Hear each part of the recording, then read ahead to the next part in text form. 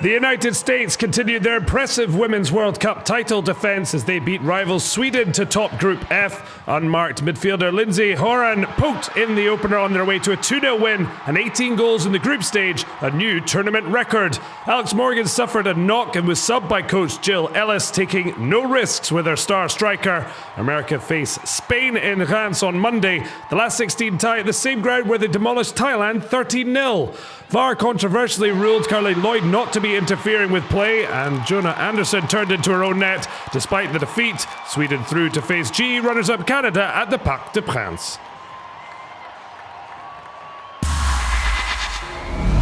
Adjara Nshoot was Cameroon's hero as her two superb goals dramatically beat New Zealand to reach the last 16 of the World Cup, where they'll face England.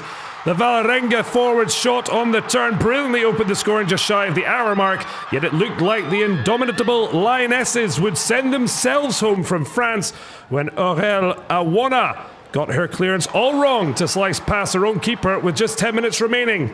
Yet it set the scene for a dramatic conclusion. Cameroon desperate for a winner. Nshoot, the coolest cat of the pride. After turning the Kiwi defence inside and out, she curled home with the last kick of the game to send the Africans through to face England in the last 16. Japan secured a hard-earned point in a 2-2 draw with Uruguay to keep their slim hopes of reaching the quarterfinals at the Copa America alive. Koji Miyoshi twice fired invited Japan into the lead, only for Uruguay to level through a controversial penalty from Luis Suarez and a second-half header from Jose Jimenez. France regained their men's European team foil crown with a dominant victory over Germany.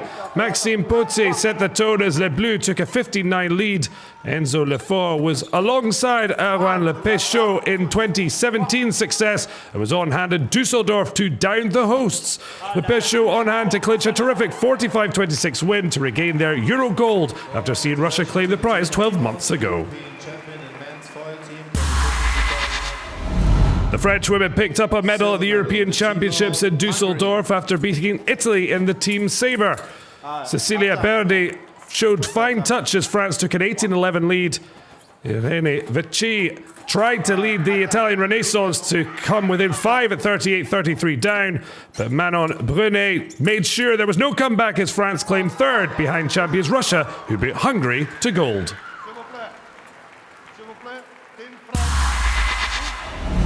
Roger Federer broke a 2-match losing streak against Jo-Wilfried Tsonga to move into the Halle Open quarterfinals, and he was made to work hard for it. The top seed tested throughout, saving several break points before taking the opener in the breaker. Tsonga hit back in the second set, but Federer grabbed the break when it mattered in the decider to finally break the Frenchman's resolve. 7-6, 4-6, 7-5 win.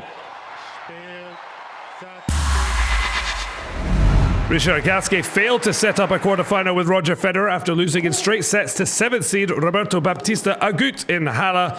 The Spaniard is yet to drop a set in Germany and seemed in a hurry as he raced through the first set to the concession of just one game. Gasquet put up a fight in the second but lost 3 games in a row as Agut secured a 6-1, 6-4 win. Federer awaits.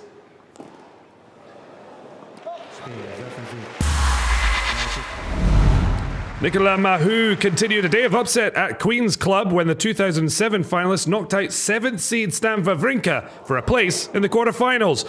After the Swiss took a one-sided opening set, Mahut found his rhythm to break level, then win a brutal breaker to stun 3-time major winner Wawrinka. The 37-year-old French qualifier next playing compatriot Gilles Simon. Stefanos Tsitsipas had to play twice at Queen's as the Greek player completed his first round match against Kyle Edmund and then fought through a testing 3-setter with Jeremy Chardy to move into the last 8. The top seed lost the opening set, levelled by taking a breaker in the second, then broke back at 5-4 in the decider as Chardy served for the match. The Greek winning to face Felix Auger-Aliassime next. Tom Dumoulin will not be at the Tour de France, explaining on Thursday that lingering knee injury means it's not realistic for him to compete for the title in July. The Dutchman fell on his knee at the Giro d'Italia, leaving the race on stage 5. The Team Sunweb rider turned his focus to the Tour, but he's not been able to recover as quickly as hoped.